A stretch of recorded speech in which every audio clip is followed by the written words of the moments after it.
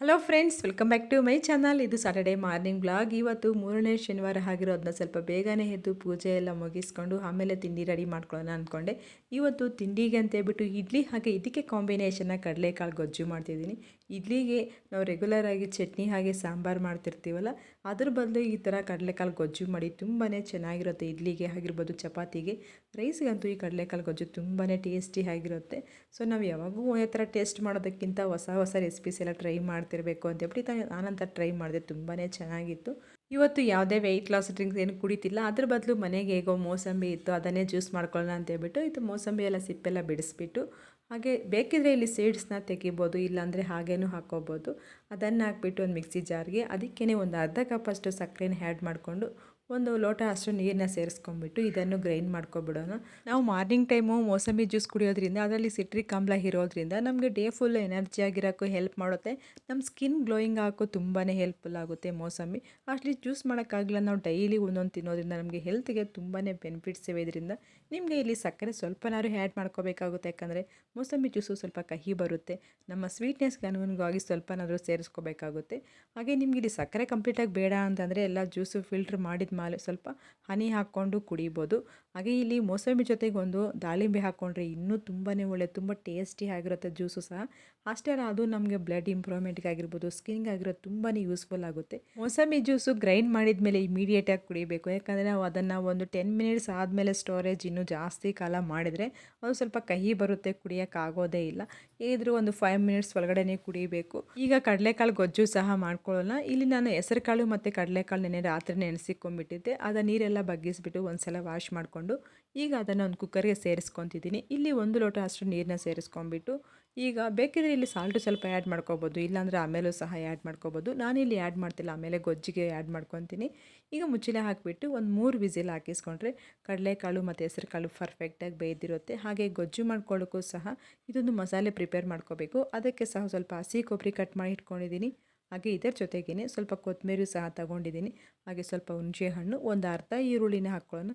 ಇನ್ನೊಂದು ಅರ್ಧ ಈರುಳ್ಳಿನ ನಾವು ಒಗ್ಗರಣೆಗೆ ಸೇರಿಸ್ಕೊಳ್ಳೋಣ. ಹಾಗೆ ಒಂದು 2 ಟೊಮೊಟೊ ಅಷ್ಟು ಮಸಾಲೆ ರುಬ್ಕೊಳ್ಳೋಕ್ಕೆ ಅದನ್ನು ಸಹ ಕಟ್ ಮಾಡಿ ಇಟ್ಕೊಳ್ಳೋಣ. ನಾವು ಈ ಥರ ಕಡಲೆಕಾಳು ಗೊಜ್ಜು ಮಾಡಬೇಕು ಅಂತಂದರೆ ಇಂದಿನ ನಾವು ಕಡಲೆಕಾಳು ನೆನೆಸ್ಕೋಬೋದು, ಬರೀ ಕಡಲೆಕಾಳಾದರೂ ಮಾಡ್ಕೋಬೋದು, ಇಲ್ಲ ಹೆಸರು ಕಾಳು ಎರಡನ್ನೂ ಮಿಕ್ಸ್ ಮಾಡಿಬಿಟ್ಟು ನೆನೆಸಿಕೊಂಡಿರಬೇಕು. ಸೊ ಈ ನೆನೆಸಿಕೊಂಡಿದ್ರೆ ನಮಗೆ ಇಮಿಡಿಯೇಟಾಗಿ ಯಾವಾಗ ಬೇಕಿದ್ರೆ ಅವಾಗ ಮಾಡ್ಕೋಬೋದು.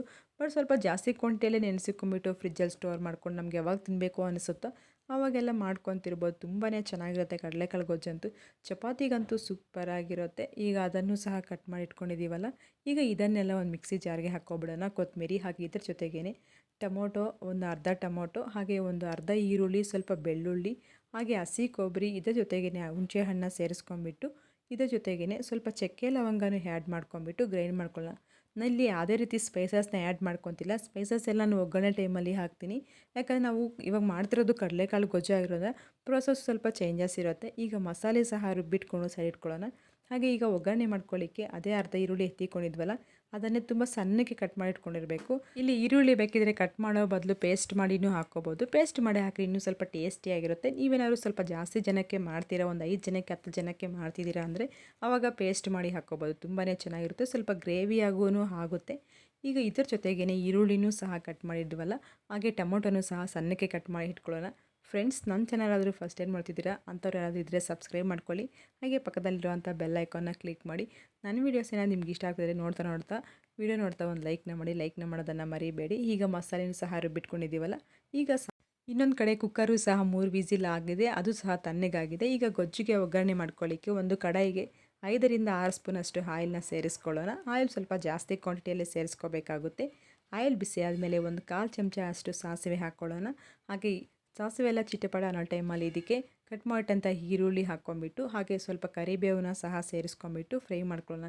ಈರುಳ್ಳಿ ಎಲ್ಲ ಸ್ವಲ್ಪ ಸಾಫ್ಟ್ ಆಗೋವರೆಗೂ ಫ್ರೈ ಮಾಡ್ಕೊಳ್ಳೋಣ. ನೀವೇನಾದ್ರು ಪೇಸ್ಟ್ ಮಾಡಿ ಹಾಕ್ತೀನಿ ಅಂತಂದರೆ ಈಗ ಈರುಳ್ಳಿ ಹಾಕ್ತೀವಲ್ಲ ಅಂಥ ಟೈಮಲ್ಲೇ ಪೇಸ್ಟ್ ಮಾಡಿಬಿಟ್ಟು ಸ್ವಲ್ಪ ಆಯಿಲಲ್ಲಿ ಫ್ರೈ ಮಾಡ್ಕೋಬೇಕು. ಆಮೇಲೆ ಇದ್ರ ಜೊತೆಗೆ ಸಣ್ಣಕ್ಕೆ ಕಟ್ ಮಾಡಿದಂಥ ಟೊಮೊಟೊನೂ ಸೇರಿಸ್ಕೊಂಡು, ಟೊಮೊಟೊ ಎಲ್ಲ ಸ್ವಲ್ಪ ಸಾಫ್ಟ್ ಆಗಬೇಕು. ಸ್ವಲ್ಪ ಸಾಫ್ಟ್ ಆಗೋವರೆಗೂ ಫ್ರೈ ಮಾಡಿಕೊಂಡು, ಇದಕ್ಕೆ ಬೇಗ ಸಾಫ್ಟ್ ಆಗಬೇಕು ಅಂದರೆ ಸ್ವಲ್ಪ ಸಾಲ್ಟ್ ಆ್ಯಡ್ ಮಾಡ್ಕೊಂಬಿಟ್ರೆ ಬೇಗನೆ ಸಾಫ್ಟ್ ಆಗಿಬಿಡುತ್ತೆ. ಈಗ ನಾವು ಮೊದಲೇ ಬೇಯಿಸ್ಕೊಂಡಿರೋಂಥ ಕಡಲೆಕಾಳು ಮತ್ತು ಹೆಸರು ಕಾಳು ಐತಲ್ಲ, ಆ ಹೆಸರು ಕಾಳು ಮತ್ತು ಕಡಲೆಕಾಳು ಎರಡನ್ನೂ ಸೇರಿಸ್ಕೊಂಬಿಟ್ಟು ಆಯಿಲಲ್ಲೇ ಒಂದು 4ರಿಂದ 5 ನಿಮಿಷ ಫ್ರೈ ಮಾಡ್ಕೋಬೇಕು. ಹಾಗೆ ಈಗ 4ರಿಂದ 5 ನಿಮಿಷ ಆದಮೇಲೆ ಇದಕ್ಕೆ ಒಂದು 1/4 ಚಮಚ ಅಷ್ಟು ಅರಿಶಿನ ಸೇರಿಸ್ಕೊಳ್ಳೋಣ. ಹಾಗೆ ಖಾರಕ್ಕೆ ತಕ್ಕಂತೆ ಖಾರದ ಪುಡಿ ಹಾಗೆ 1.5 ಸ್ಪೂನಷ್ಟು ಧನಿಯಾ ಪುಡಿನ ಸೇರಿಸ್ಕೊಳ್ಳೋಣ.